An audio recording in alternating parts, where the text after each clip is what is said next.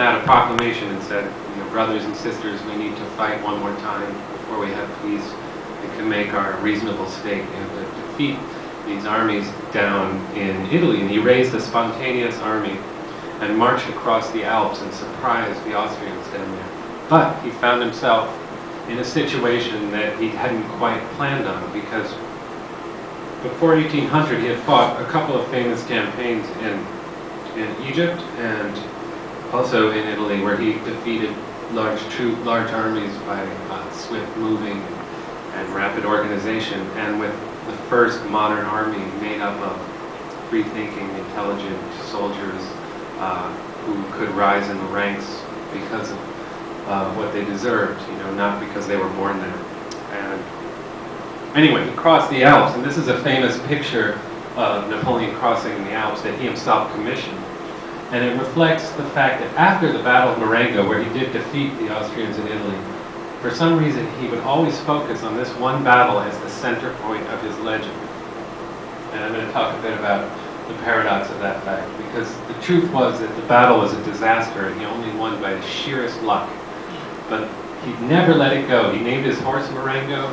He invented a dish called chicken Marengo. Many towns to this day across America are called Marengo, and it became the centerpiece of his legend.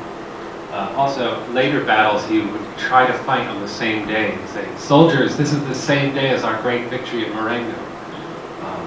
So basically, what really happened is when he went across the Alps, he was exhausted, barely alive, and was on the back of a donkey.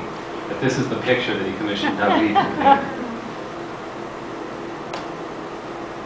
In 1848, Napoleon III commissioned this painting, which is more realistic, but it's still it's a kind of pro-Napoleon painting. It captures some kind of at least romantic temperament as he's crossing the Alps, but it's closer to the real situation.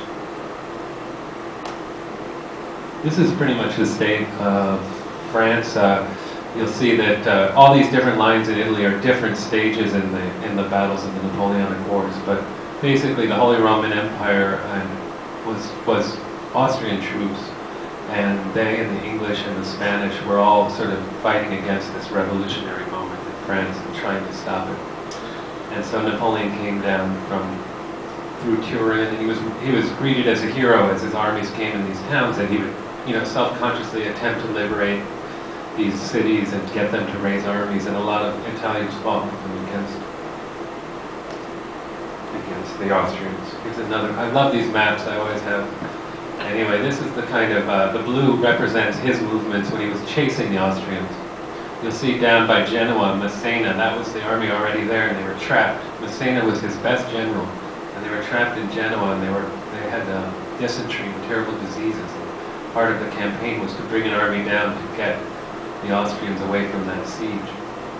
Anyway, he chased them around, and it's so confusing on this map, you can't really tell, but what happened was he misunderstood the placement of the two Austrian armies under Mela, and basically bumped into them in Alexandria where he didn't expect them, and he had already split up his army. He believed they were so afraid of him that they were retreating. They weren't. And so he had split his army up in several pieces to block their retreat, and they weren't retreating. So on June 14th, the army came out of Alexandria. You see in that bubble, Alexandria came out of that bubble to meet him.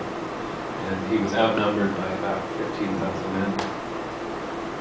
This is what happened early in the day. They came down and the French lines held the Austrian attack. You'll see, where's the pen go? These Austrian columns were incredibly strong, and they punched through here. These are the French, and these are the Austrians on the side. What happened was, these battles were complete chaos. They were just hundreds of people killing each other in uniforms, running around. It was very hard to figure out what was going on. So after Marengo, there were lots of different versions of the battle that Napoleon himself commissioned, and each time he commissioned it, the first time in 1803, he changed the history a little bit. These next maps show that. This is where the Austrians were. They came down, the French finally broke and retreated en masse, going this way, and the Austrians followed them. Napoleon's line of retreat was here, and in those days, the whole battle was based on the line of retreat.